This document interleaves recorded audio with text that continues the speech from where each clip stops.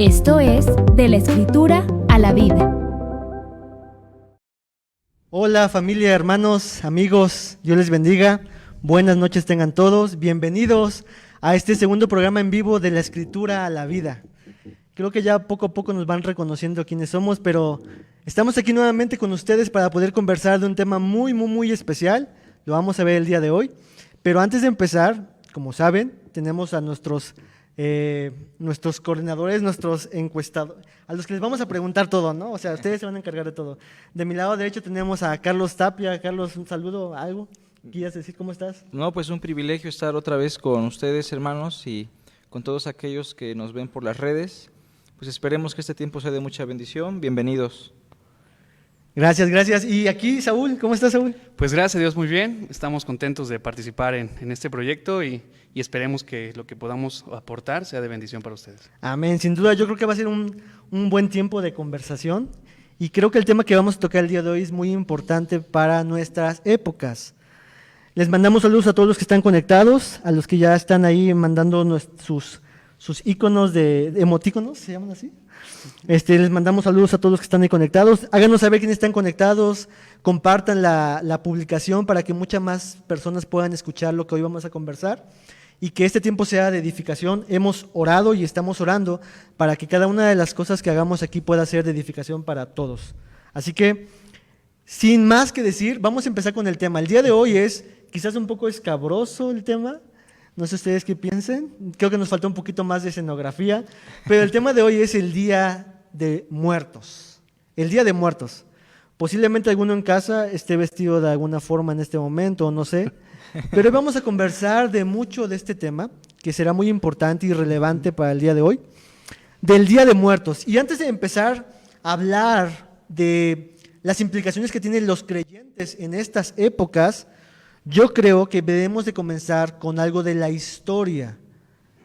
Algunos de los que están aquí conectados posiblemente, porque quizás nos ven en Italia o en China o algo así, no sepan de qué se trata el Día de Muertos, pero es una festividad mexicana. Me gustaría, Saúl, que nos comentaras un poquito acerca de qué trata esta celebración o tradición del Día de Muertos. Ok, bueno, yo creo que debemos de partir de la idea de que siempre hay una base y creo que una de las primeras civilizaciones que empezaron a hablar en cuanto a la adoración a los muertos es la cultura egipcia. Es de las culturas que han tenido más historia y de las más antiguas. Y ya se está hablando desde ese tiempo que hay una veneración hacia los muertos, un recordatorio, hay distintos elementos que coinciden a los que pues ahora vivimos en México. Y bueno, ya enfocándonos a nuestro país, bueno, este rito surge desde la cultura prehispánica, en el cual hay un recordatorio en el hecho de que cada uno de los que mueren trascienden a un lugar que se le llama el Mictlán. Y en ese Mictlán es un recorrido de 13 lugares en donde ellos van de alguna u otra manera purificando su alma. Entonces, esa parte, nosotros cuando estudiamos este tipo de creencias, lo que vamos a ver es que van a colocar ciertos regalos, utensilios, símbolos, herramientas, ¿no? símbolos. Uno de esos símbolos era una piedra de jade que era colocado en la boca de este muerto, que representaba su corazón, y una ofrenda para ese dios, Mictlantecutli se llama. Entonces, eso es interesante. ¿Por qué? Porque cuando llegan Hernán Cortés, ve todo este panorama, ¿no? Ve este panorama, ve estas realidades de sacrificios, de veneración a los muertos, y él de alguna u otra manera comienza a tratar con el pueblo. ¿De qué manera? Ellos celebraban lo que es el fin de las cosechas y hacían sacrificios de niños en veneración a esos dioses, y él lo que hacía era, vas a colocar, en vez de un sacrificio, una cruz en ese terreno, ¿no? Vas a colocar la Virgen en ese lugar y te vas a evitar el hecho de que hagas esos sacrificios y te va a ir bien en las cosechas. Entonces, eso fue permitido también por la corriente católica apostólica romana, y comienzan a trabajar, no a evangelizar a las personas, sino a evangelizar esa tradición. como tratar de redimirlo, de cristianizarla. Cristianizar la tradición. Ajá. Ahora, si nosotros preguntamos el día de hoy a sacerdotes católicos en cuanto a qué piensan ellos, en cuanto a esto del Día de Muertos, ellos lo que van a decir es, ok, es parte de la tradición. Ellos tienen un principio que es el creer en las Escrituras, creer en la autoridad del Papa y en las tradiciones. Y ellos dicen, bueno, hemos ya evangelizado la tradición de tal manera que ahora ya no es una adoración a los muertos, es un recordatorio. Ahora, eso es parte de un problema, que es el sincretismo, que es la fusión de una cultura totalmente pagana con lo tratan de hacer como algo de parte de Dios, ¿no? Y fusionan estas partes y bueno, con un fin. ¿Cuál es el fin? Bueno, de alguna u otra manera que conozcan de Dios a través de sus tradiciones. Así como Y que quizás no ser tan ásperos, ¿no?, con sus tradiciones, sino como decir, puedes hacer ciertas cosas, pero añádele esto y tendrá más valor, ¿no? Como sí, es buscar algo en común. O sea, ¿qué tenemos en común? Bueno, ¿qué podemos unir? Y bueno, eso trae terribles consecuencias, ¿no? No sé, ese cuadro o ese aspecto histórico creo que es muy importante porque hasta el día de hoy nos impacta. ¿En qué aspectos? En que, por ejemplo, si te hacen, ¿cómo se llama esto? Del mal de ojo, si hay quienes guardan el cordón umbilical del bebé para que no le hagan alguna brujería, alguna maldad. Dicen, bueno, esto nos lo enseña, ¿no? La comunidad cristiana, entre comillas, pero vemos que en realidad no, o sea, es parte de tradiciones, parte de ritos y esta parte de la celebración de los muertos, a pesar de que nosotros vemos que es cultural, bueno, vamos a aprender o vamos a tener un principio, que la cultura no está por encima de la escritura. Ok, creo que eso es una base muy importante que acabas de decir y que no solamente afecta a algunas tradiciones o culturas, sino que tenemos la base de las Escrituras como nuestra fuente de autoridad, es lo que dices, Sí, ¿no? sí. No nuestras experiencias, no las tradiciones, no la autoridad de alguna persona en particular, sino de Dios mismo, en realidad. Sí, claro. Nosotros como comunidad cristiana tenemos algo que se llama el principio regulador. Y el principio regulador lo vamos a tomar desde la Escritura. Lo que la Escritura enseña es lo que nosotros creemos, no la tradición, no la autoridad, en este caso como de un papa, sino exclusivamente lo que la palabra del Señor nos dice. Bien, y creo que el tema de la muerte, no sé ustedes, pero a veces es muy mistificado, se puede decir la palabra así, como que está lleno para algunos como de misterio, como que, o yo he escuchado mucho que me dicen, es que tú no sabes qué es lo que hay después de la muerte, ¿cómo tú me puedes asegurar tal o tal cosa, ¿no? Así como que hay ciertos inventos o creencias que se pueden formar, ¿no? ¿Qué piensas de eso, Carlos?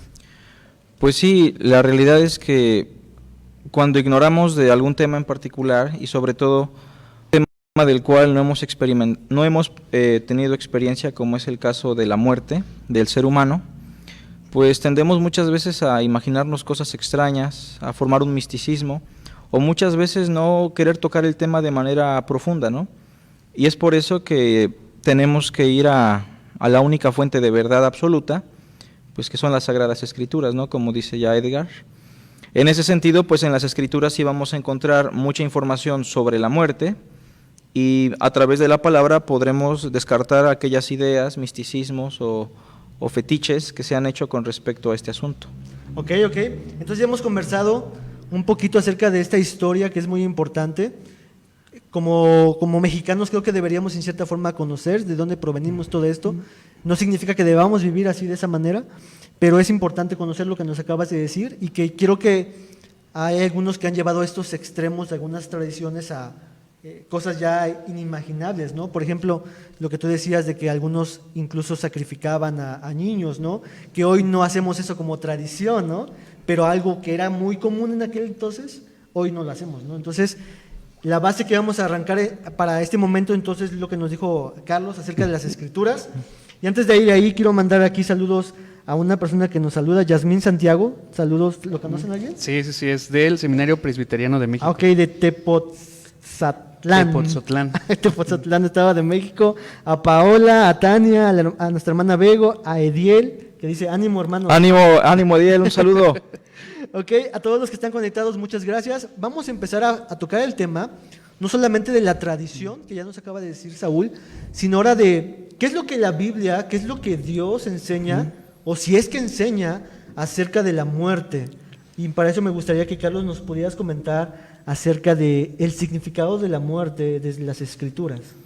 Bien, bueno, en las Escrituras el concepto de muerte tiene siempre una connotación de separación. Sin embargo, en las Escrituras la muerte se puede explicar a partir de 3 dimensiones. En la Biblia se nos habla de una primera dimensión que es la muerte física, que es la separación del cuerpo y el espíritu. Una segunda dimensión es lo que se conoce como la muerte espiritual, que es la separación del hombre en este mundo con vida, paradójicamente, pero sin la presencia de Dios en él. Eso lo explica tal vez Efesios 2:1, que estábamos muertos, ¿no? Separados de Dios sin Cristo. Pero hay una tercera dimensión que se conoce como la muerte eterna, y también es una separación, excluidos de la presencia del Señor y de la gloria de su poder, o como dirá Apocalipsis 21:8, la segunda muerte, como le llama. En el pensamiento hebreo tenemos por ahí un texto en pantalla que es Proverbios 7:27. Ahorita les voy a poner producción. Ahí lo van a colocar. Desde el pensamiento hebreo ya se tenía una noción sobre la muerte, y la muerte se mencionaba como si fuese un lugar. Ellos le llamaban el Seol, ¿no? Hoy tenemos una idea muy errada de que el Seol es el infierno, un lugar de tormento o algo por el estilo.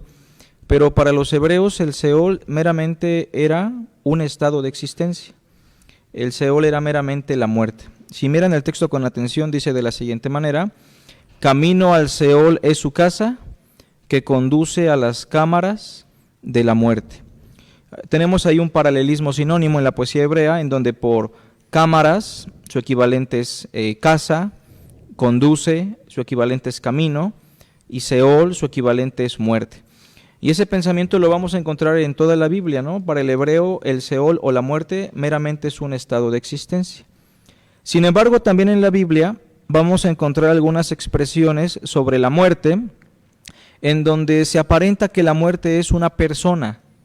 Por ejemplo, tenemos primera carta a los Corintios 15:26 ahí en la pantalla.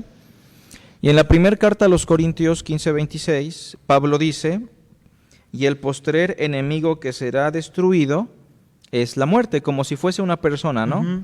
Como si fuese un enemigo, un ser personal que está en contra de Cristo y en contra de los seres humanos. Pero aquí estamos también ante una figura de dicción o de personificación que se conoce como la prosopopeya. Y en este caso la muerte no es una persona, pero se le vivifica como si fuese una persona de manera figurada, ¿no? Pero en términos muy concretos, la muerte meramente es un estado de existencia, un estado de separación, ya sea en su dimensión física, espiritual o eterna. Esa es la idea panorámica, digamos, que nos ofrecen las Escrituras de manera general. Oye, pero yo creo que el día de ayer hubo un paro aquí en el centro, porque hubo muchas personas vestidas como la muerte, ¿no? ¿De dónde? ¿Cómo es que ellos pueden llegar? O sea, ¿cómo es que es tan fácil nosotros tratamos de pensar o imaginar cómo es la muerte, ¿no? Entonces la muerte no es como una persona que nos está esperando, ¿no? Sí, o sea, la gente se hace una idea de la muerte a partir de su cultura, a partir de su tradición, a partir de la infección cultural o de la familia. Y es muy fácil para el ser humano hacerse ideas, ¿no? Sin embargo, pues en la Escritura no encontramos que la muerte sea una persona. Hoy existe incluso un culto a la muerte, ¿no? O como se le llama vulgarmente, a la Santa Muerte, y que surge precisamente de nuestro país, ¿no? Sin embargo, la muerte en la Biblia nunca se ve como una persona o como un ser personal, sino como un estado de existencia y nada más. Un estado de existencia del cual ni siquiera podemos hablar mucho porque lo único que tenemos es la revelación de las Escrituras, y de eso no hemos experimentado aún nada, ninguno de los que estamos aquí. Ok. Bueno, entonces, tomando este punto de que nos comentó Carlitos acerca de que estas 3 visiones de la muerte la muerte física, la muerte espiritual y la muerte eterna, que nos mencionaste. Hay una separación, que nos dices que hay una separación. La pregunta es, y me gustaría que nos pudieras apoyar esto, es, ¿qué es lo que sucede cuando una persona muere? Normalmente en estas épocas, muchos dicen, o algunos dicen, ponen un altar de muertos y esperan que sus difuntos, ellos piensan como románticamente pensando de que ellos van a venir y regresar. Incluso algunos, yo he escuchado que algunos dicen, es que yo dejé este pan y al siguiente día como que perdió el sabor. Entonces, Sí. o yo estaba en mi casa y de repente se cayó algo, ¿no? Y tuvo que venir y están este tradición de flor de cempasúchil como para dirigir. Y no sé si ustedes han visto, me parece que tú no, pero la película de Coco, ¿tú sí la has visto? Ok, sí. Creo sí, que sí. los de la audiencia la han visto aquí, producción la ha visto. Bueno. Entonces, esta película verdaderamente es muy enternecedora, termina muy enternecedora, pero la idea es la misma. Los difuntos que amamos y que se separaron en cierta forma, ahora están regresando. ¿Qué nos dice la Biblia de esto? ¿Qué sucede cuando una persona muere? Ok, cuando nosotros vemos esta película y muchas películas más, siempre van a tocar a nuestras emociones, ¿no? Algo similar ocurre, por ejemplo, con la música, ¿no? Y esta historia es una historia, pues, tipo Disney, ¿no? Y de alguna manera lo que muestra esta historia no es una realidad, es simplemente ficción. ¿Por qué? Porque, bueno, ya ellos utilizan elementos para atraer, ¿no? Para mantenerte en esa historia, verla bonita, verla algo bonito, sensible, inocente, ¿no? Pero no es algo realmente, no es una verdad, como lo es la Escritura. Ahora, si nosotros queremos ver la verdad, tenemos que ir a la palabra de Dios en ese principio regulador y tenemos que ver, por ejemplo, Hebreos 9:27, igual, no sé si lo pueden ahí compartir. Allá nuestro staff de tecnología. Sí, de la manera que está establecido para los hombres que mueran una sola vez y después de esto, el juicio. De acuerdo con las enseñanzas de las Santas Escrituras, nosotros cuando morimos, el cuerpo, según Génesis 3, pues se desintegra del polvo, regresamos. Y bueno, ahí hay un dato, ¿no? Algunos hasta se preguntan, bueno, ¿es bueno enterrarlo? ¿Es bueno cremarlo? Bueno, al final de cuentas el cuerpo se va a volver polvo. Pero bueno, ¿qué va a pasar con nosotros? ¿Qué será, ¿no? En este caso del alma. ¿Estaremos en el purgatorio, ¿no? Como dice la tradición, no lo dice la Escritura, como lo dice la tradición, en ese proceso, o tenemos que hacer obras y tenemos que decir que hagan 50, 100 rezos para que yo pueda pasar? La Biblia no dice de eso.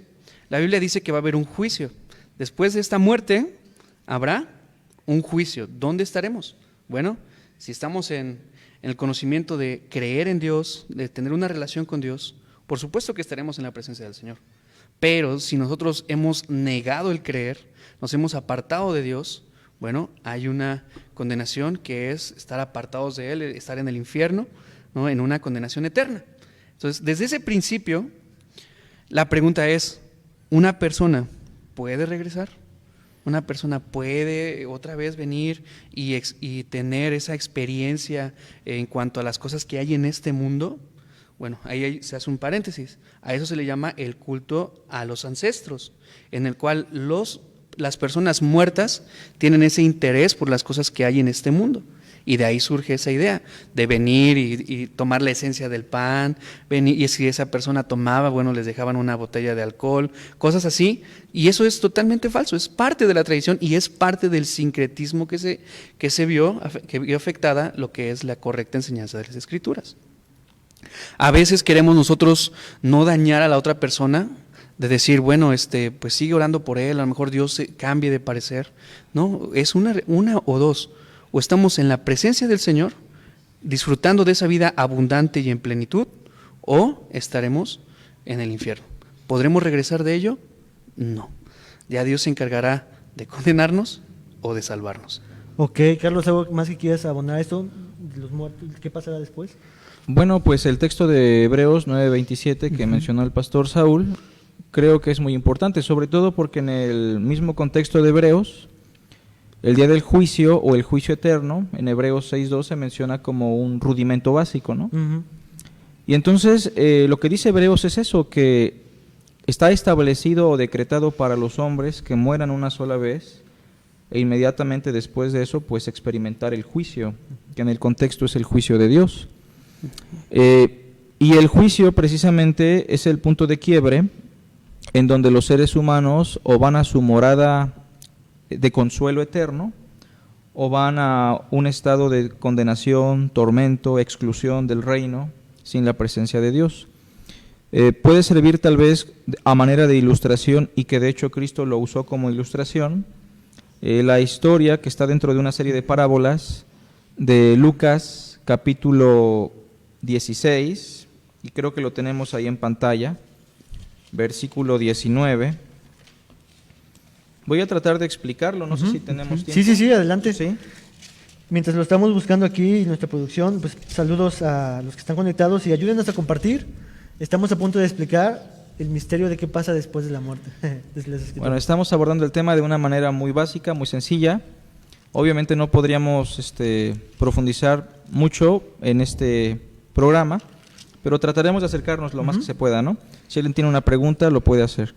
Bueno, se habla aquí de una historia de un hombre rico que vestía de púrpura y de lino fino en el verso 19, y que todos los días hacía banquete con gran esplendidez. Obviamente este era un hombre muy rico, porque solamente los muy ricos podían tener púrpura o lino fino y hacer una fiesta con esplendidez a diario, ¿no?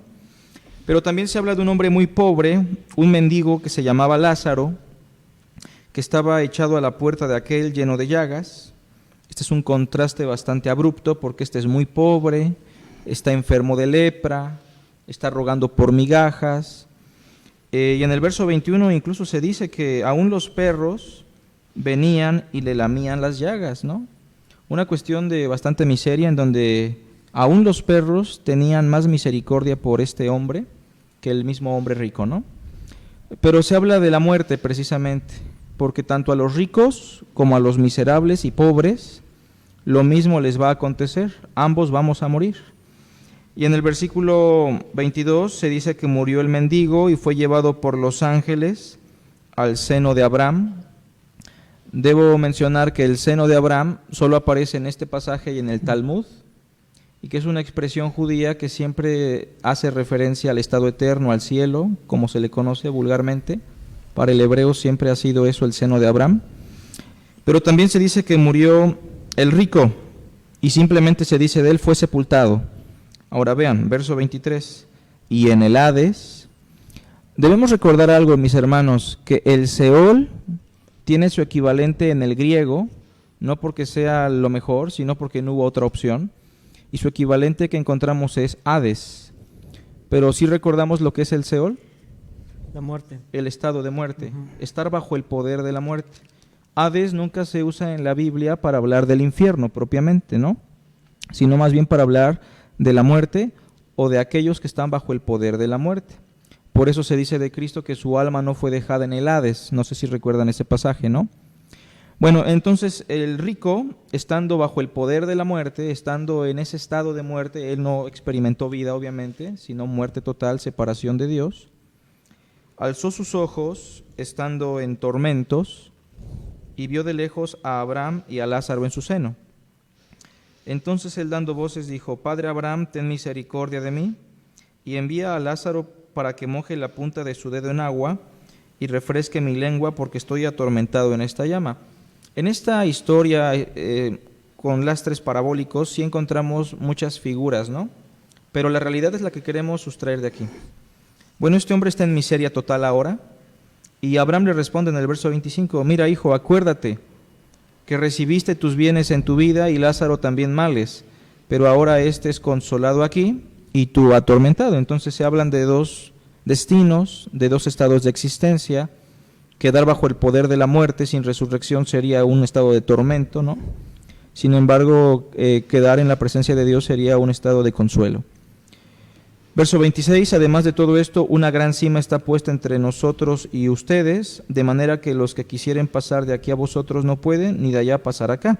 O sea, es imposible que puedas salir del lugar en el cual te encuentras, ¿no? Ni los que están en el consuelo, ni los que están en el tormento. Y bueno, se puede terminar la historia, pero hasta aquí creo que es suficiente para manifestar lo que pasa después de la muerte, según las palabras de Cristo Jesús, ¿no? Y concuerda bastante con Hebreos 9:27, ¿no? Que después de la muerte viene el juicio y pues el estado eterno.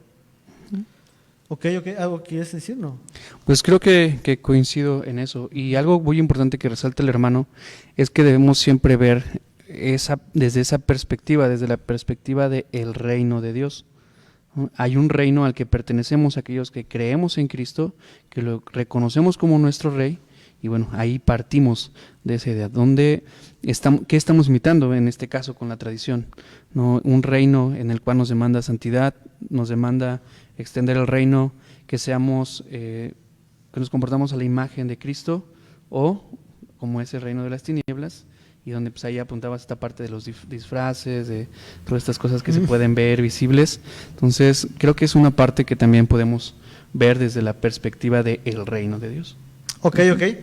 Bien, entonces lo que hemos visto hasta el momento es un poquito de historia, lo que significa la muerte y lo que pasa después de la muerte. Entonces, desde la cosmovisión bíblica, presenta que los muertos no pueden regresar, ¿no? Que eso sería una creencia meramente, ¿no? No es algo que sea real. Sabemos que la Escritura es la verdad de Dios, la luz de Dios, la revelación de Dios, y es Dios quien es el que dice lo que es correcto e incorrecto, ¿no? Entonces, ahora vamos a pasar, hermanos, yo sé que hay algunos hermanos que están conectados ahorita, y vamos a pasar algunas preguntas focalizadas a esta celebración, nosotros como creyentes, y después vamos a pasar a aquellos que no son creyentes. Entonces, para esta parte, aquellos que están conectados, si tienen alguna pregunta específica que les hayan hecho, o que ustedes tengan, que gire en torno de toda esta tradición, esta celebración, por favor háganoslas llegar para que podamos darle lectura y que mis hermanos, los expertos aquí, puedan responder a sus preguntas, ¿sale? Entonces, la primera pregunta que yo quisiera hacerles es, ¿puede un cristiano, y me gustaría que lo contestara Saúl, ¿puede un cristiano celebrar Halloween o Día de Muertos? Ok, estamos mencionando en cuanto a la perspectiva del reino. Entonces, ahí hay una palabra clave en esa pregunta y es celebrar. ¿No? Yo creo que cuando nosotros formamos parte en esa celebración, de alguna u otra manera estamos adorando, estamos promoviendo, estamos siendo parte de ello. Entonces, una cosa es celebrar las tradiciones y ya otra muy distinta sería el hecho de que, bueno, si me presentas, no sé, en este caso un pan, ¿no? Un chocolate o algo así, y verlo desde la perspectiva en la que es provisión del Señor, ¿no? Cambia ese sentido. Entonces, cuando nosotros, lo que yo quiero entender en esa expresión de celebrar, es querer participar dentro de las actividades que se están haciendo en el Halloween, que se está haciendo en el Día de Muertos. ¿Qué se hace en el Halloween? Bueno, hay disfraces, hay toda esta parte de lo que es lo que se llama el truco trato, ¿no? Esta parte que hacemos los altares que tienen un simbolismo. Nosotros como cristianos tenemos tradiciones simbólicas que el Señor nos instituye, ordenanzas que el Señor coloca, como lo que es la Santa Cena, como lo que es el bautismo, ¿no? Y tienen cubren un aspecto simbólico en cuanto a nuestra relación con Dios. Ahora, estos altares también tienen un aspecto simbólico en cuanto a la veneración o la adoración hacia los ancestros. Sabiendo eso, ¿cuál es nuestro deber como cristianos? No decir, celébralo o no lo celebres, porque podríamos incluso hasta caer en un legalismo. El por qué no hay que celebrarlo. ¿Por qué no celebramos Halloween? ¿Por qué? Porque son actividades que de una u otra manera imitan a lo que es el reino de la oscuridad. ¿Sí? Podremos decir en los disfraces, bueno, son disfraces a veces hasta de demonios, de monstruos, de todos estos seres, no imitan a lo que el Señor nos demanda por medio de Pablo, ser imitadores de Cristo, ¿no? En este caso de los altares, bueno, es un recordatorio, como dicen algunos. La Iglesia Católica dice, Apostólica Romana, ya afirma que no vienen estos muertos, igual si tienen alguna creencia, bueno, ya los católicos romanos ya dicen que ya no vienen, ya cesaron de venir, pero de alguna u otra manera sí apuntan, son 3 niveles que se colocan y que esos 3 niveles pues es apuntando a esa plenitud, llegar al cielo, son almas en pena. Entonces, cuando yo tengo esa información, Cuando yo descubro esto y sumo lo que el Señor demanda, que nosotros, por ejemplo, primera de Juan capítulo 1, menciona que las tinieblas no pueden permanecer en medio de la luz. Entonces yo no pertenezco a ese reino, yo no quiero imitar a ese reino. No es el hecho de que mi iglesia me lo prohíba, no es el hecho de que el pastor me dice o me impone, es el hecho de que yo puedo comprender que no pertenezco a un reino de las tinieblas y que no puedo representar a ese reino de las tinieblas. Eso es en el caso del Halloween. En el caso, del Día de Muertos, de igual manera conozco, en lo personal ya conozco ese antecedente, sé la historia, ¿no? Sé de dónde proviene. Entonces, de alguna u otra manera, no puedo glorificar a Dios con una actividad en la cual esté apuntando a hechicerías, brujerías, ¿no? Lo vemos en Levítico, no sé si tenemos este pasaje, Deuteronomio capítulo 18, versículos del 9 al 12, dice, cuando entres a la tierra que Jehová tu Dios te da, no aprenderás a hacer según las abominaciones de aquellas naciones. No se ha hallado en ti quien haga pasar a su hijo o su hija por el fuego, ni quien practique adivinación, ni agorero, ni sortílego, ni hechicero, ni encantador, ni adivino, ni mago, ni quien consulte a los muertos, porque es abominación para Jehová cualquiera que hace estas cosas, y por esas abominaciones Jehová tu Dios echa estas naciones de delante de ti. Eso es un aspecto muy importante. Si yo pertenezco al reino de Dios, si el Señor me ha llenado de esa luz y puedo ver, así como lo expresaba Juan, ¿no? Lo que hemos visto, lo que hemos oído, lo que hemos visto en cuanto al ser de Dios. Creo, hermanos, que el Espíritu Santo nos ayuda a entender que no debo de participar en esas actividades. No debo celebrar, como decía la pregunta, celebrar esas actividades. ¿Qué es algo cultural? Bueno, la cultura no está por encima de la palabra del Señor. Que es algo tradicional, que es algo que la escuela lo promueve y que tenemos que hacerlo. Cuando yo celebro, estoy colocando mi corazón en esas actividades, ¿no? Y esa es la invitación. O sea, no es el hecho de que, hermanos, está prohibido y satanizar el pan o satanizar el chocolate. No, es el hecho de dónde está tu corazón. ¿Qué es lo que quiere imitar tu corazón? ¿Qué es lo que hará en esta noche? ¿Qué es lo que hará el día de mañana tu corazón? ¿Abrazará esas tradiciones? ¿Abrazará esos ritos, esas actividades que tienen un trasfondo satánico? ¿O trataremos de ser luz y buscar cómo glorificar al Señor en medio de esas tradiciones, compartiendo el verdadero evangelio? No celebramos a la muerte, tenemos nueva vida en Cristo y una vida abundante y en plenitud. Ok, pero en esa misma idea de no celebrar, ahora me volteo contigo, Carlitos. Carlos. Carlitos. Es que le decimos de cariño a Carlitos, ¿no? Entonces, no celebrar. Yo soy cristiano. ¿Cuál debe ser mi actitud entonces en esta celebración que está ajena a mí? Como cristiano, como creyente, ¿qué es lo que la Biblia me dice que debo? ¿Cuál debe ser mi actitud? Pues nuestro modelo de actitud siempre va a ser nuestro Señor Jesucristo, ¿no? Y entonces, digamos que la esencia de Jesucristo siempre fue y es el amor. Y todo lo que hagamos tiene que contribuir al amor, a las buenas obras, a la limpia conciencia. En ese sentido, nosotros no debemos menospreciar, rechazar o ser intolerantes con aquellos vecinos, amigos, compañeros de trabajo que tienen estas tradiciones como importantes, ¿no? Porque ellos viven en un estado sin Dios, en ignorancia tal vez ni siquiera ellos dimensionan esto por un culto a los muertos, sino meramente por algo tradicional. Entonces, por esa parte sí me gustaría mencionarle a la iglesia, al pueblo de Dios, que no debemos ser tan radicales con este tipo de personas al punto de menospreciarlos, de tal forma que ellos vean en nosotros agresividad, resentimiento en contra de ellos. Pero por otra parte también nuestra actitud tiene que estar en función del amor, y parte del amor es llevar a las personas a Cristo.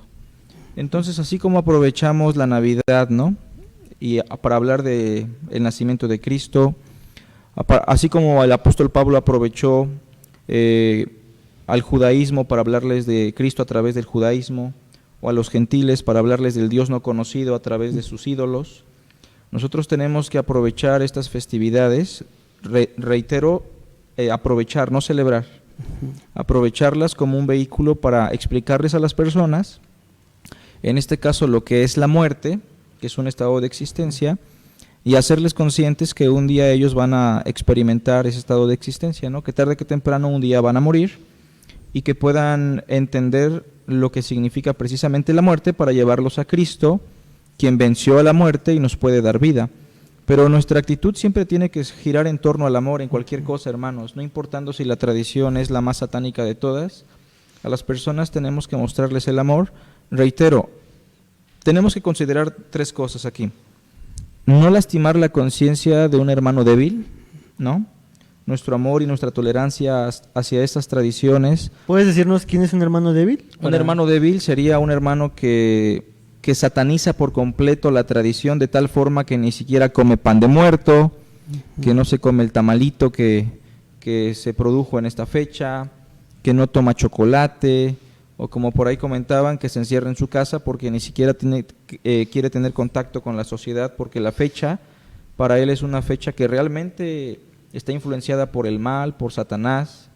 Entonces, por causa de este tipo de hermanos, tendríamos que tener cuidado de cómo vamos a reaccionar hacia estas tradiciones. Número 2, debemos de hacer todas las cosas para la gloria de Dios, así lo dice Pablo, ¿no? Todo lo que hagan, háganlo para la gloria de Dios. Sea que comamos o bebamos, hagamos todo para la gloria de Dios. Y lo tercero, Pablo dice que lo que no proviene de fe, en Romanos capítulo 14, verso 23, todo lo que no proviene de fe es pecado. Si yo participo de algún alimento, si yo participo de alguna tradición, pero eso no proviene de mi fe hacia Cristo, entonces eso es pecado. Entonces, considerando esto, hermanos, nuestra actitud tiene que estar en función de Cristo y su palabra, ¿no? Ok, la actitud nuestra, muy bien, muy bien. Hay algunas preguntas que están ahí en el chat. Vemos que nuestro hermano José Villa tiene alguna pregunta. Sí, de hecho, te le iba a preguntar ahorita a ti. Gracias, producción. Okay. Ese es mi hermano. Tenemos todo donde está. Saludos a mi hermanito. Ah, tu hermano, saludos a José Villa. José Villa. Y saludos. José Villa dice los siguientes saludos. Sí, a Julio Cupul, que también por ahí nos ve. También puso otra pregunta, exactamente, ahorita vamos a responderlas, ¿sale? José Villa dice lo siguiente. A ver, ¿quién de los dos se puede animar a responderla? Dejamos a Carlitos porque es mi hermano. Dice, José Villa pregunta, ¿qué hacer como cristiano si en el trabajo, escuela y o actividades de la vida diaria obligan a disfrazarse y o a maquillarse en estas épocas? Bien, pues creo que nuestra ley aquí en nuestro país no obliga a ninguna persona o ninguna institución puede obligarte a vestirte o a maquillarte, ¿no? Entonces por ahí deberíamos de empezar, que ni la escuela ni el trabajo te puede obligar. O sea, en el marco legal no te pueden obligar. Sí, no hay una figura jurídica que diga eso. Claro, o sea, te pueden presionar, ¿no? A manera de grupo, pero no te pueden obligar. Bueno, ¿qué debemos hacer? Si se trata de maquillaje y vestimenta, yo creo que tenemos que platicar con las personas con mucho respeto y humildad, presentando defensa de lo que nosotros profesamos. Por ahí, primera de Pedro 3:15, hermano José, dice, sino santificar a Dios el Señor en vuestros corazones, y estad siempre preparados, ¿no? Aún en día de muertos, para presentar defensa, en este caso en el trabajo, en la escuela. Pero fíjate lo que dice, hermano, con mansedumbre y reverencia, o sea, con humildad y respeto, ante todo aquel que os demande razón de la esperanza que hay en vosotros. En ese sentido, sea un joven, un padre de familia, cualquier persona que esté pasando por algo similar, la persona tiene que hablar, y tiene que hablar con respeto, mansedumbre, y decirles, miren, yo respeto su tradición, yo no voy a impedir que ustedes hagan esto en el trabajo, en la escuela. Sin embargo, yo tengo una fe, al igual que ustedes. Sin embargo, yo tengo una convicción, una tradición, si quisiera llamarle así, al igual que ustedes, y yo no puedo participar de esto porque esto puede dañar a otras personas, puede dañar incluso a mi conciencia. En ese sentido, yo les pido que me toleren y yo respeto su celebración, ¿no? Entonces, creo que eso es lo que se debe de hacer, hermanos, en ese sentido. Cuando ya se trata de otra cuestión en donde sí el gobierno te está presionando, pues también tenemos que evaluar qué tipo de circunstancia es. Pero ya cuando la cosa se pone fea, pues el apóstol Pedro dijo, es menester obedecer a Dios antes que a los hombres, ¿no? Pero todo lo tenemos que hacer con sabiduría y prudencia, en este caso para no perder el semestre o para perder el trabajo, ¿verdad? Ujú. Entonces seamos astutos como serpientes, pero sencillos como palomas. Ok, ok. Pues ahí está la respuesta, hermanito José Villa. Espero que haya sido de luz, o al menos considerarla. Y otra pregunta que hace Julio Capul. ¿Capul? Cupul. Cupul. Saludos, hermano. Julio Cupul, que le voy a enlazar con dos preguntas y te la voy a decir Ok, a ti, ok. Saúl, ¿va? Y ya de ti dependerá. A ver. La primera Adelante, pregunta hermano. te voy a decir lo que dice Julio Capul. Ujú. Cupul. Dice, ¿puedo llevar una corona a la tumba de mis padres? Ok, ok. Me imagino que en estas épocas, ¿no? Sí. Bueno, voy a contestar la manera de lo que en su tiempo, cuando estaba yo dentro del seminario, hice esa pregunta, ¿no? Si podíamos comer pan de muerto, podíamos... Entonces, yo creo que por el hecho de ser forzosamente estos días, puede ser en otro mes, puede ser otra fecha, puede ser en el momento en el que tal vez ese lugar donde está colocado el cuerpo de su padre se está deteriorando y tiene un cierto cuidado, se requiere una limpieza en el área. O sea, si lo hacemos desde esa perspectiva, de que quede limpio, de que quede agradable, está bien. Pero si nosotros lo hacemos con un estado de conciencia en el que decimos, se va a enojar, lo tenemos muy olvidado, pobrecito, todos los demás están adornados y él siente feo de que no ha sido limpiado ese lugar, creo que ya no sería el enfoque correcto. Simplemente es una manera de limpiar el área que se adquirió, ¿no? En ese lugar, en el cementerio, que se vea un lugar respetable, pero no por el hecho de que él necesite de ese regalo, que necesite de ese presente. A manera de limpieza, podría ser que sí. A manera de que esté agradable, adelante.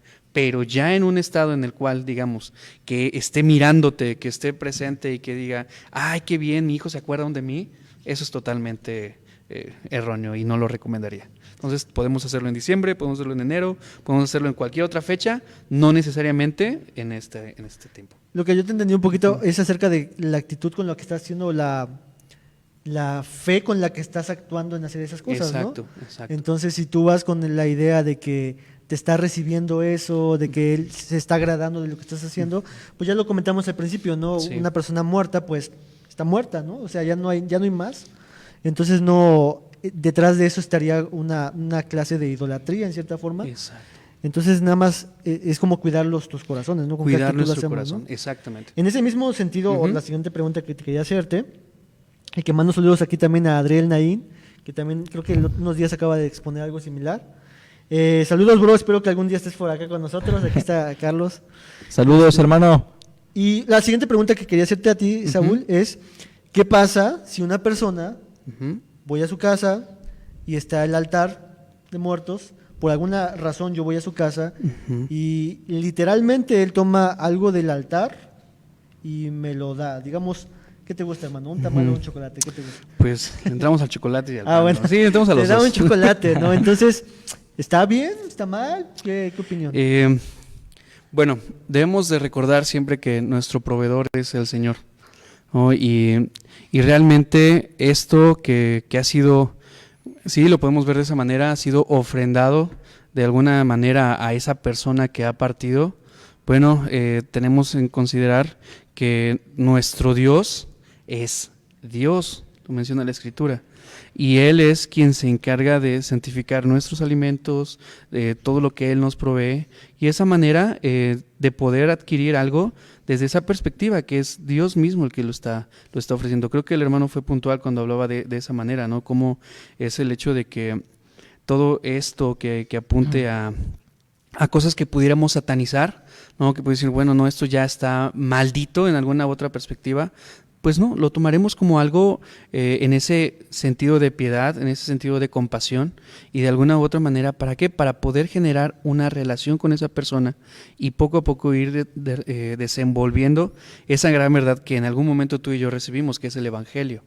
Nosotros recibimos la Escritura en un momento en el que nuestra mirada estaba entenebrecida, nuestro corazón era duro, estábamos en nuestros pecados, y en un momento Dios utilizó una persona ¿para qué? Para poder revelarnos la palabra del Señor, darnos a conocer la Escritura. El Evangelio viene por el oír y el oír por la palabra de Dios.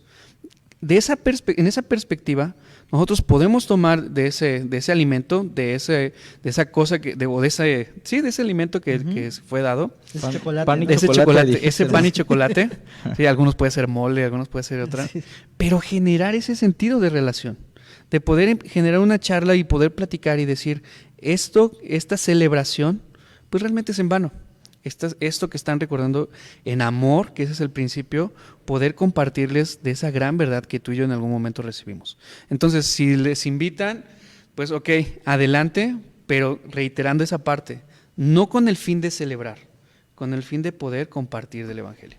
Ok. ¿Querías añadir algo? A mí sí me gustaría agregar algo que puede ser importante. Bueno, con respecto a si podemos o no podemos comer lo que fue sacrificado a los ídolos u ofrendado a los muertos, hay 3 capítulos que me gustaría dejar de tarea para los hermanos que tengan interés. Romanos capítulo 14, Primera a los Corintios capítulo 8 y Primera a los Corintios capítulo 10. Estos 3 capítulos en particular nos hablan del tema, porque, por ejemplo, en Corinto, mucha de la carne que se sacrificaba a los ídolos quedaba exenta y se vendía en algunas carnicerías, incluso afuera de los templos, ¿no? Templos paganos. Y muchos hermanos no veían mal comprar esa carne. Otros hermanos decían, ¿cómo se atrevió el hermano tal a comprar esa carne sacrificada a los ídolos? Se va a contaminar. Y entonces Pablo dice en Romanos 14:1, reciban al débil en la fe, pero no para contender sobre opiniones. En ese sentido, ¿debemos comer o no debemos comer? No porque el alimento en sí sea malo. Pablo por ahí dice en Romanos 14, yo sé y confío en el Señor Jesús que nada es inmundo en sí mismo. ¿No? Nada. Pero entonces hay que considerar varias cosas. Número 1, puedo comer de eso siempre y cuando mi conciencia o la conciencia de un hermano no sea dañada. ¿Por qué? Porque si Israel dice, no es que para mí los tamales y para mí el pan de muerto están contaminados y me voy a afectar, y yo sé que Israel tiene ese pensamiento, entonces en cuanto alguien me ofrezca eso, estando yo junto a Israel, no lo voy a hacer, no porque yo considere inmundo ese alimento, sino por amor a Israel, porque su conciencia se va a afectar y cuando me vea me iba a decir, el pastor comió de lo sacrificado a los ídolos. Pues entonces no ha de ser tan malo adorar a los ídolos, ¿no? Y lo puedo desviar. Pero la otra cosa también es que cuando vamos a visitar a una familia, tal vez inconversa, y nos da algún alimento del altar o algo por el estilo, si no comemos de eso también podemos lastimar sus corazones. Y entonces si vamos a comer de esos alimentos debemos orar, no porque estén contaminados, sino por darles testimonio. E inmediatamente si tenemos la posibilidad debemos de compartirles del Evangelio. Sea que comamos, bebamos o hagamos cualquier otra cosa, hagámoslo para la gloria de Dios y en torno al amor. Tengo un testimonio muy breve por ahí, les prometo que no es un testimonio de Navidad o de Año Nuevo, pero en una comunidad donde teníamos una misión, terminamos el culto y en esa comunidad se celebraba en ese día un santo, ¿no? Y se hizo una super comida muy grande, pero no llegó el sacerdote, ¿no? Y quién mejor que el sacerdote Carlitos para apoyarles, ¿no? Sí. Entonces les pude predicar. Al final me invitaron de comer, me llevé a la congregación chiquita que estaba ahí, de nuestra iglesia, comimos mole, tamales y todo. Obviamente los hermanos no eran débiles en su conciencia y a partir de eso pudimos evangelizar a algunas personas, ¿no? Y bueno, explico esto o doy este testimonio porque todo debe girar en torno a la gran comisión, al amor, a la limpia conciencia, entendiendo que no es lo que entra lo que contamina, sino lo que sale del hombre, ¿no? Ok, muy bien. Estamos avanzando, ya llevamos algo de tiempo en la transmisión, pero está buena la plática. Sí, no creo que... Entonces, seguimos, hermanitos, a los que están conectados. Melissa Ramírez pregunta algo que a ver quién no puede contestar, y lo voy a también focalizar al tema de la familia. Melissa Ramírez dice, si alguien está colocando un altar en el trabajo y me pide de favor ayudarle a colocar algo porque no alcanza o no puede, ¿qué puedo hacer? Esa es una pregunta. Y la segunda pregunta, que quiero también enfocarlo al tema de la familia. O sea, yo tengo una hija que tiene 3 años y que pronto va a tener en algún momento al kinder y se va a enfrentar contra todo esto. ¿Qué hacer con nuestros hijos? Son 2 preguntas, ¿no? Entonces, ¿alguien? ¿Quién se quiere animar? Con la de Melissa. La primera pregunta es poder ayudar a colocar los utensilios del altar. Que no puede colocarlo, digamos, no le alcanza. Y yo que estoy más grande, lo coloco, ¿no? Ok.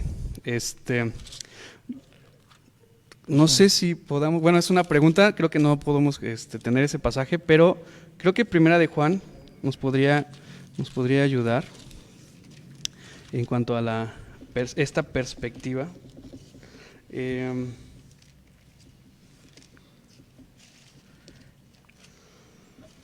Dice Primera de Juan capítulo 2, versículo 4, el que dice yo le conozco y no guarda sus mandamientos, el tal es mentiroso y la verdad no está en él, pero el que guarda su palabra, en este verdaderamente el amor de Dios se ha perfeccionado, por esto sabemos que estamos en él. El que dice que permanece en él debe andar como él anduvo. Entonces, lo que Juan está expresando es que si nosotros conocemos a Dios, conocemos que hay 2 mandamientos que son amar a Dios sobre todas las cosas y amar a nuestro prójimo. En ese énfasis es nuestro deber servir a otros, servir, apoyar, ayudarles en esas necesidades. Entonces el hermano Carlos acaba de dar algo muy importante y es ese principio de poder hacerlo con esa intención de generar esa comunión con esa persona y relacionarse con ella. ¿Para qué? Para que podamos compartirle del evangelio. Yo puedo colocar una barrera y decir, yo no te ayudo porque estoy promoviendo la obra de Satanás, estoy promoviendo el reino de las tinieblas. Otro aspecto sería, podemos colocar las cosas con ese énfasis, poder darle a conocer el evangelio, que él conozca nuestra actitud de servicio, nuestra actitud de amor, nuestra actitud de compasión a esa persona. ¿Para qué? Para que esa persona a través de nuestro testimonio pueda ver que nosotros obedecemos y conocemos a Dios. No sé si me explique, sí. Igual hermano podría... Sí, a mí me gustaría darle una respuesta. ¿Melissa? ¿A la hermana Melissa Ramírez. ¿No es la hermana de Teteles y Atempan? Bueno, no sí sé. Es la hermana que fue mi alumna, saludos allá. Bueno, 1 Corintios 8:4 en adelante nos dice algo, hermana. Primero tenemos que entender la naturaleza de lo que es un ídolo. Y Pablo dice, acerca pues de las viandas que se sacrifican a los ídolos, sabemos que un ídolo nada es en el mundo. Primero debemos tener en cuenta eso. Un ídolo no es nada y que no hay más que un Dios. Pues aunque haya algunos que se llamen dioses, sea en el cielo o en la tierra, como hay muchos dioses y muchos señores, para nosotros solamente hay un Dios. Entonces, en este caso, hermana, lo que yo haría sería lo mismo que el apóstol Pablo. Por una parte, no me voy a rehusar a ayudarle, a pasarle una herramienta, un banquito, lo que ocupe, pero así como Pablo aprovechó la idolatría de Atenas para hablarles del Dios no conocido, aparte de apoyarle en lo que requiere esa persona, hay que aprovechar la oportunidad para hablarle de ese Dios que ella no conoce o que esta persona no conoce. Y como lo dijo Pablo, ¿no? El Dios que hizo el mundo, los cielos y la tierra y todo lo que en ellos hay, y empezó a predicarle del evangelio.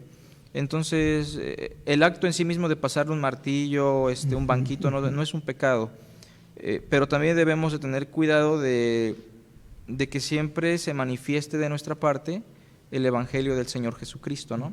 Ok.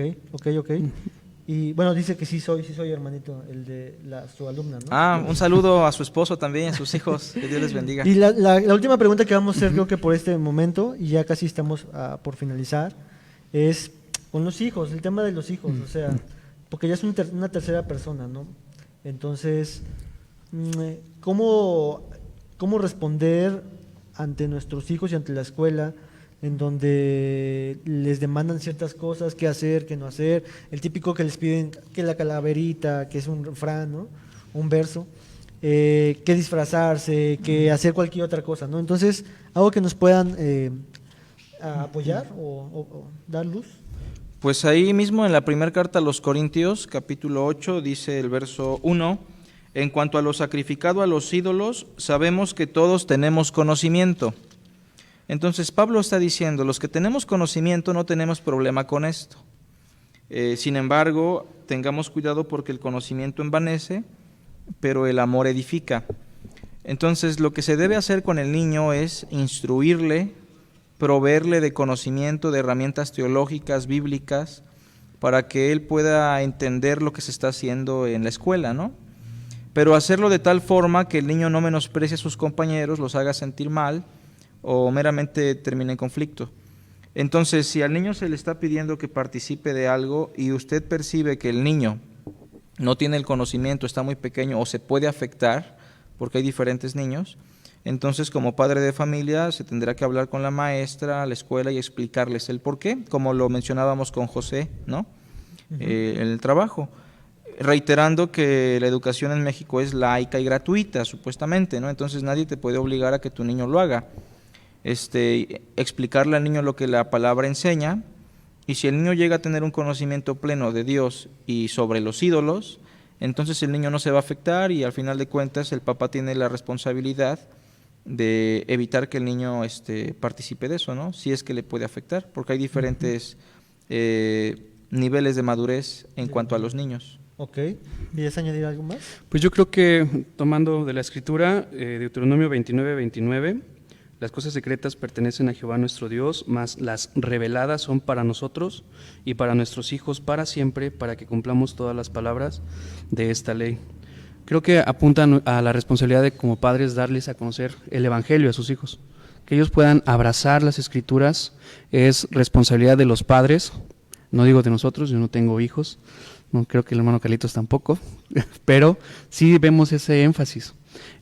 Los padres son los primeros maestros en cuanto a la palabra de Dios para estos pequeños, ¿no? Y hay algo muy interesante cuando vemos Mateo 18, cuando el Señor dice, dejad a los niños venir a mí, y si alguno es causa de tropiezo, dice, es mejor aventar una piedra al mar y que muera esa persona, es digno de muerte, ¿no? Entonces, eso debe de traernos a nosotros, a nuestra conciencia, la responsabilidad, si en un futuro nos da la bendición del Señor de ser padres, de instruir correctamente en el sentido de quién es Dios, qué quiere Dios, qué hace Dios, cómo nosotros podemos conocer a Dios a través de las Escrituras, no imitar, en este caso, ¿no?, a las distintas religiones que utilizan el sincretismo, que utilizan el pragmatismo.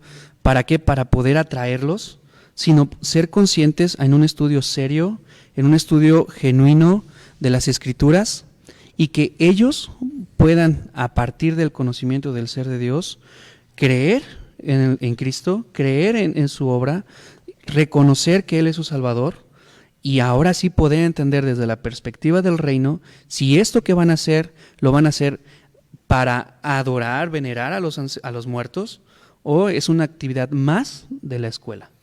No sé si me explico. A mí sí me gustaría mencionar algo. Hay muchos papás cristianos, y bueno, el cristianismo en general es muy escapista, ¿no? Que si va a haber una gran tribulación, nos arrebata el Señor. Que si voy a estudiar en la primaria, pues mejor en una escuela cristiana, o ni vayas a la escuela, ¿no? No es que yo esté en contra de esto. O sea, eso a mí no me causa ruido, si va un niño o no va a la escuela. El problema no es quitar al niño del peligro, sino llevarlo también al área de Cristo, llevarlo a la instrucción, porque muchos papás dicen, no, pues que en la casa no ponemos ni pino, ni celebramos Día de Muertos por los niños, ni películas de terror, ¿no? Pero pues nunca le leen la Biblia al niño, ¿no? Nunca le explican el Evangelio, llega a los 15 años y el niño se va a todo aquello que nunca le permitieron. Entonces no basta con dejar de adorar a los ídolos, sino que tienen que llevar al niño a adorar al Dios vivo y verdadero. Solamente comento esto para los papás, porque muchas veces piensan que con evitarle practicar algunas cosas basta. Y es importante que al niño lo conduzcan a Dios y a su palabra, ¿no? Incluso suponiendo que el niño se vistió de calavera, ¿no? Vamos a pensar que ya. Bueno, eso no le va a hacer tanto daño como el daño que le va a hacer que sus papás nunca le pongan la atención espiritual. Eso sí le puede hacer mayor daño, ¿no? Cierto, totalmente cierto. Pues claro. Es muy importante eso que acaban de mencionar, porque es más fácil hacer de un niño moralista Y es mucho más fácil cambiar su conducta o evitar ciertas cosas en su vida que mostrarle el Evangelio, llevarlo a Cristo, ¿no? Y Claro. compartirle la verdad, modelar su corazón, ¿no? Llevarlo. Hay un hermano que pregunta, bueno, ya ahora sí la última pregunta. Dice el hermano Fernando Tenorio, ¿alguien lo conoce de Fernando ustedes, no? Tenorio. Yo lo recuerdo de hace el programa anterior, ¿no? Ah, sí. Sí, Se sí. quedó su pregunta Que ahí quedó inconclusa. pendiente De- una pregunta, hermano, Y aquí después Vamos a le contestar, vamos- darle respuesta al hermano. Dice nuestro Sí. hermano Fernando Tenorio, está bien hacer una fiesta parecida a una fiesta de disfraces, pero en la iglesia y pero no igual en ese mismo día. O sea, es una fiesta pero de disfraces, pero que se hace el 3 de noviembre. por ¿En la ejemplo. iglesia? En la iglesia. Sí, está mal, porque en la iglesia no se tienen por qué hacer esas cosas, ¿no? Ok. La iglesia es para adorar a Dios, con orden, decencia, escuchar su palabra. O sea, lo que hacemos en la iglesia es, todo gira en torno a Dios, ¿no? Ujú. Y no encontramos en el Nuevo Testamento que las iglesias se disfrazaran, ya sea de muertos, de superhéroes o de algo, ¿no? De hecho, debo mencionar eso porque está muy de moda, ¿no? Que se van a evangelizar vestidos de payasitos o de Superman o de Batman. Precisamente lo que menciona Villa, ¿no? El sincretismo. Querer jalar a las personas con ese tipo de cosas. Entonces, entendamos que en la iglesia no vamos a hacer otra cosa más que 3 cosas. Dice Pablo que debemos orar, debemos cantar y debemos escuchar con el espíritu, 1 Corintios 14, pero también con el entendimiento. Entonces, para el hermano Tenorio, pues la respuesta sería no hay razón de por qué hacer ese tipo de cosas. O sea, no encontramos ni a Jesucristo, ni a los apóstoles, ni en el Nuevo Testamento, a los hermanos celebrando algo en particular, o llegando vestidos de José el Soñador, yo de Nabucodonosor, tú te vas de Caín, y cosas así, ¿no? Entonces debemos apegarnos al método y al modelo que Cristo nos muestra. Creo que ahí no hay punto de discusión. Jesús Adán Romero creo que estaría en desacuerdo contigo, bro. Bueno, A manera de poder agregar, y me gustaría esto poder definirlo, esta palabra del sincretismo lo vamos a ver en el aspecto cultural y en el aspecto religioso.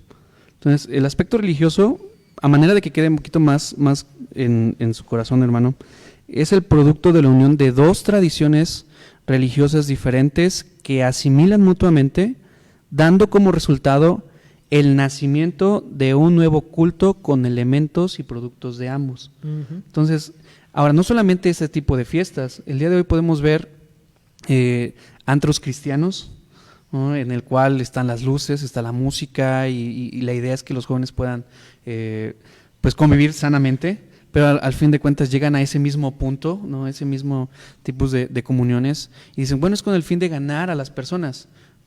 Veamos lo que dice la historia del cristianismo.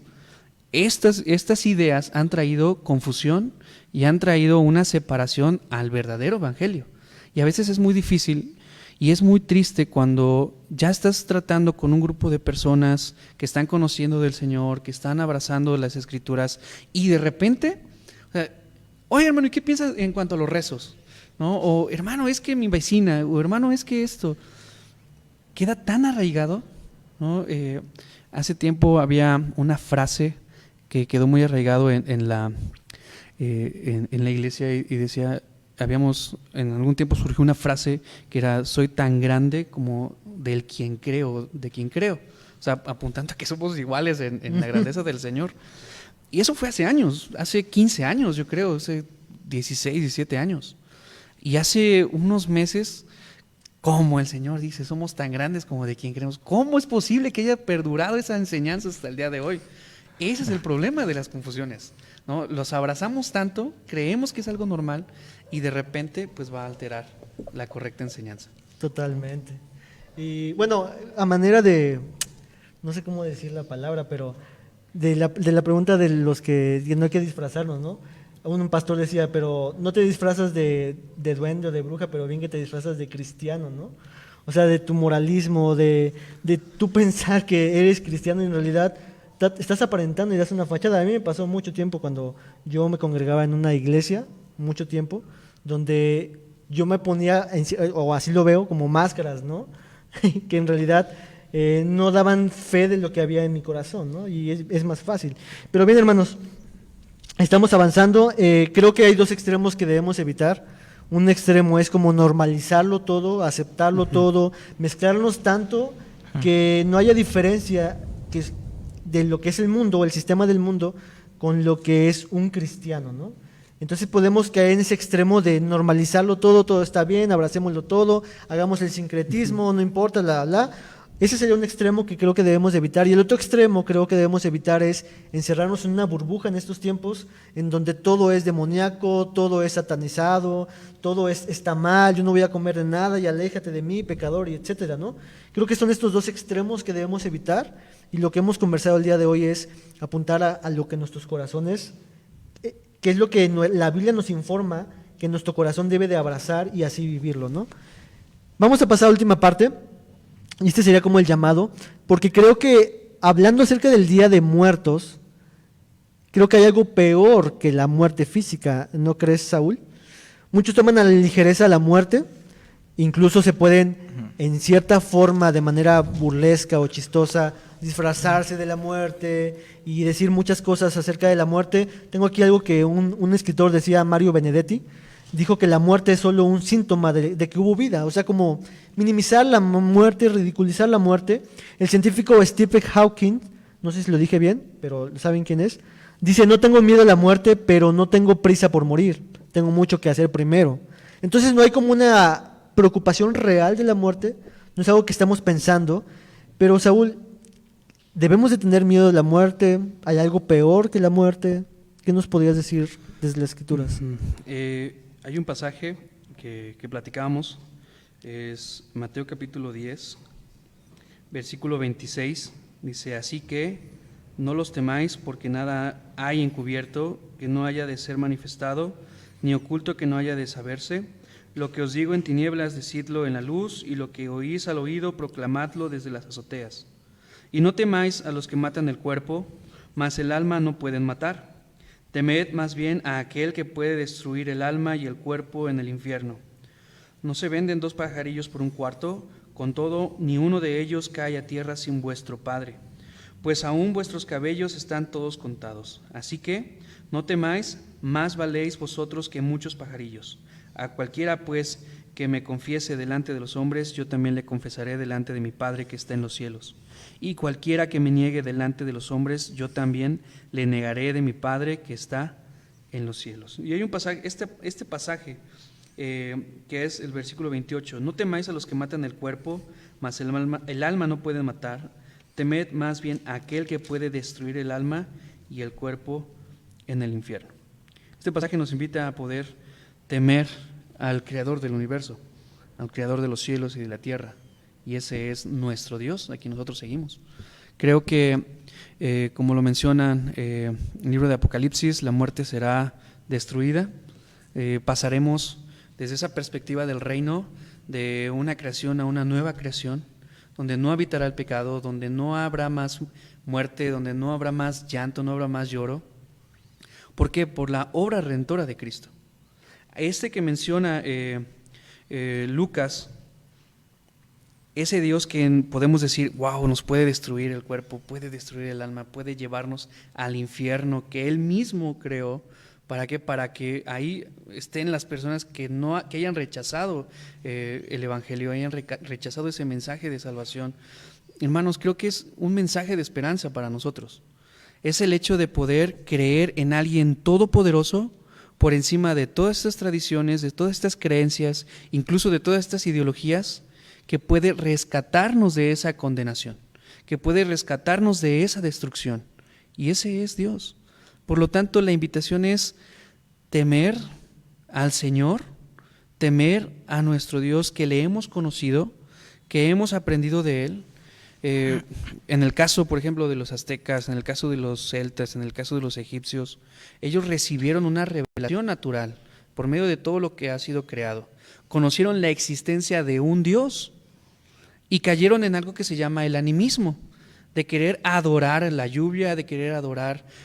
Pero nosotros hemos recibido nieblas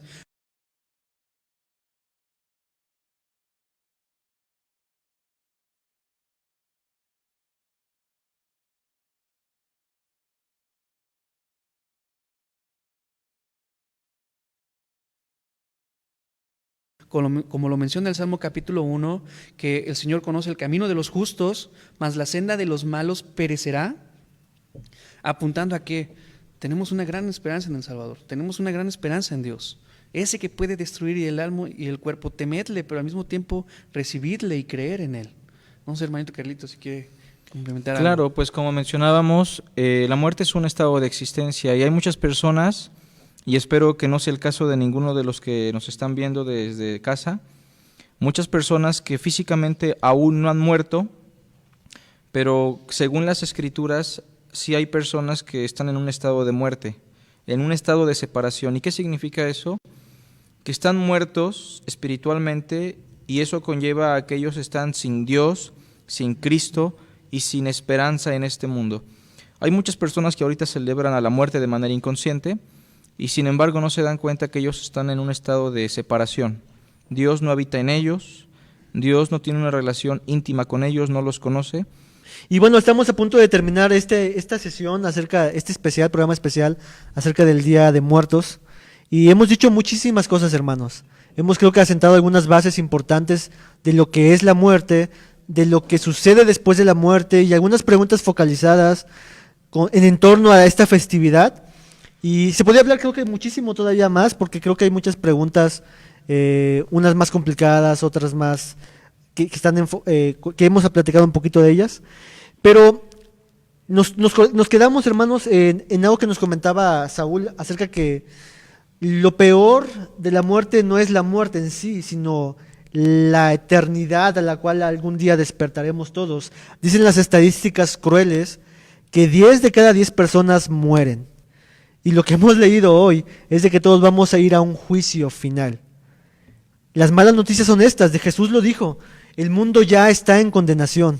Todo aquel que no tenga a Cristo, todo aquel que no esté en unión a Cristo, ya está condenado, porque ellos han rechazado el amor de Dios, han rechazado a Cristo, han rechazado la única esperanza, y lo único que nos espera después de la muerte a todos es solamente una horrenda expectación de juicio. Pero ante esto, Carlos, me gustaría que nos señalaras un poquito acerca de la esperanza y la vida que encontramos como de testimonio en las Escrituras, el Evangelio. Claro, pues desde que Dios creó el universo, su deseo no fue que el hombre muriera. Sin embargo, el hombre pecó y por el pecado vino la muerte, y así la muerte pasó a todos los hombres por cuanto todos pecaron, según Romanos 5:12. Y entonces el mundo quedó bajo condenación. Sin embargo, hace 2000 años aproximadamente, Dios envió a su Hijo Jesucristo, el segundo Adán, para revertir ese efecto, quien vivió una vida sin pecado, que llegó a ser perfecta, murió en la cruz por nuestros pecados, cargando la maldición que trajo el pecado y la maldición de la ley, pero resucitó al tercer día de entre los muertos, y con su resurrección, Cristo nos garantiza también la resurrección en un futuro. Pero el hecho de que todos vamos a resucitar no lo podemos negar. El punto es que Dios desea que todos resucitemos, pero a la manera de Cristo, para vida eterna, no para confusión, porque hay un gran grupo que va a resucitar definitivamente, pero con un cuerpo no glorificado y con una condición de condenación. En ese sentido me gustaría citarles, hermanos y amigos que nos ven, Juan 5:24, y hacerles ver que hay una esperanza de vida, que efectivamente usted un día va a morir, y inmediatamente de que usted muera va a abrir sus ojos en ese día del juicio para que Cristo le juzgue. Pero usted puede llegar a ese día muy tranquilo, con mucho gozo, si entiende que hoy, en este momento, usted puede pasar de muerte a vida por medio de la fe en Jesús de Nazaret, el autor de la vida, quien murió por nuestros pecados. Miren, dice así: de cierto os digo, Juan 5:24, el que oye mi palabra y crea al que me envió, tiene vida eterna. Fíjense que no dice tendrá, sino tiene, porque la vida también es un estado de existencia, es la unión con Dios y con Cristo ya hoy. Y no vendrá condenación, dice el texto finalizando, mas ha pasado de muerte a vida. Y esa es la esperanza que tenemos, hermanos, que hay un solo Dios y un solo mediador entre Dios y los hombres, Jesucristo. Y todos nosotros vamos a morir sin duda alguna. Sin embargo, yo estoy convencido, y casi todos aquí, y creo que todos obviamente, que si morimos hoy, o mañana, o pasado, o en 50 años, estaremos con Cristo en el consuelo eterno, puesto que su resurrección y su muerte nos han garantizado la vida eterna y la salvación. Y esa es la esperanza que tenemos, hermanos, una salvación gratuita por medio de la fe. Amén. Saúl, ¿algo quieres añadir? Yo creo que descansamos en esa esperanza de pertenecer al reino de Dios, de ser parte de ser llamados sus hijos, que apunta a una relación de familiar con el Señor como nuestro Padre. Ahora, aquí en la tierra estamos en medio de un mundo caído. Debemos recordar que somos extranjeros, somos peregrinos, no pertenecemos a esta tierra, no pertenecemos a estas tradiciones, no pertenecemos a estas costumbres. Y algo que en algún momento vamos a experimentar todo cristiano es enfrentar ese momento en el que ante la tentación, ante las costumbres, ante las tradiciones, estaremos mostrando si el seguir a Cristo o caer en ellas. Todos vamos a pasar en ese momento, en tomar esa decisión. Confiemos en esa esperanza que tenemos en el Señor. Confiemos en que Él es nuestro Salvador, que los tesoros que estamos nosotros, se puede decir, atesorando, no son terrenales. No es el disfrute que nosotros podemos vivir en este mundo en base a estas tradiciones, pues no se comparan con lo que el Señor tiene preparado para nosotros. Y que esa sea nuestra esperanza. ¿Para qué? Para que en medio de estas celebraciones, de estas tradiciones, Dios sea glorificado. ¿De qué manera? Presentando ese evangelio, ¿no? Con reverencia, con mansedumbre. Y hay algo curioso, hermanos. El 1 de noviembre se celebraba esto de o el antecesor del Halloween, era la celebración del Samhain. Se celebraba el 31 de octubre como fin de año con los celtas, el 1 de noviembre como un año nuevo. Vemos este problema de la Iglesia Católica al adoptarlo y transformarlo en lo que ahora le llamamos el Halloween. Es curioso porque hace 500 años, pues en medio de estas fiestas, en medio de estas tradiciones, pues Dios levantó a hombres como Martín Lutero para estar haciendo una declaración de su fe, estar mostrando lo que revela las Escrituras, y de alguna u otra manera, en medio de esta oscuridad, el Señor se glorifica y hoy recordamos con mayor amor ese movimiento que impulsó a que las Escrituras fueran llevados a la población y no quedara solamente a un grupo de personas. Entonces, estamos nosotros viviendo en una etapa de la Iglesia, en una etapa de la historia de la Iglesia, cómo nosotros vamos a hacer luz, así como lo fueron esos grandes reformadores, esos grandes padres de la fe, padres de la Iglesia, que vivieron una época, que dieron defensa del Evangelio. Hoy nosotros, como parte de esa comunidad de santos, parte de una iglesia, estamos viviendo en una era donde se están presentando herejías, donde se están presentando distintas corrientes que no son sanas. ¿Cómo vamos a defender nosotros el Evangelio? ¿Cómo nosotros presentaremos herramientas? Lo mejor es, hermanos, adentrarse en un estudio serio de las Escrituras, conocer a profundidad qué es lo que el Señor quiere a partir de su palabra y poder atesorarlo, enseñarlo con nuestra familia, enseñarlo dentro de nuestra iglesia, enseñarlo en nuestra comunidad, mostrar que somos esa luz en medio de este mundo. Amén, amén. Pues bueno, hermanos, amigos que nos están escuchando, que están aquí en la retransmisión, ya lo han escuchado. Creo que si una muerte debiéramos de celebrar, y más que la muerte, es la muerte de Cristo a favor de nosotros y la resurrección que se llevó a cabo, y que a través de la muerte, de su vida entera, de su muerte y de su resurrección, es que puede dar vida a los que están muertos, ¿no? Como dice Efesios capítulo 2, estando muertos en nuestros pecados, Él nos dio vida cuando estábamos en esa situación, ¿no? Entonces, quedémonos con esta parte y me gustaría que termináramos y después nos despedimos con una oración. Carlitos, ¿nos puedes dirigir? Claro, oremos al Señor dándole gracias por la obra de su Hijo, quien resucitó para darnos vida. Padre, te agradecemos por este tiempo de meditación, de charla, este tiempo de reflexión, pero te damos gracias por tu Hijo, quien murió y resucitó para que no quedásemos en un estado de condenación y de muerte. Gracias por mis hermanos que hoy te han servido en esta producción, en esta labor, y gracias por los hermanos y amigos que nos sintonizan desde su casa. Te rogamos para que todos aquellos que aún no te conocen puedan llegar a la vida, que es una relación contigo y con tu Hijo. Bendice, Señor, lo que resta de esta jornada. Te lo rogamos en Cristo Jesús. Amén. Amén. Amén. Pues bien, hermanos, saludos a todos los que están conectados ahí. Creo que por ahí vi al hermano Alexis González, pastor. Saludos al pastor Alexis, No sé si lo conozcas, pero esperamos algún día invitarlo aquí, que haya... conocer al hermanito. que Sí. se nos esconde mucho, ¿verdad? Se esconde mucho. Bueno, les mandamos saludos a todos. Nos vemos la próxima sesión. Esténse pendientes porque estaremos nuevamente en otra sesión en vivo, comentando acerca de los atributos de Dios o lo que estamos viendo en los miniclips. Tenemos pendiente por ahí una respuesta de Saúl que va a contestar a Es nuestro cierto, hermano sí. Tenorio, Sí. creo que se llamaba. Y bueno, a nuestro hermano Alexis dice, así sea, te lo rogamos, Señor. Bueno, creo que es en la oración. Saludos, hermanos, ¿cómo están? Estamos aquí, hermano, ya sabe, aquí ya listos para todo lo que continúa ahorita.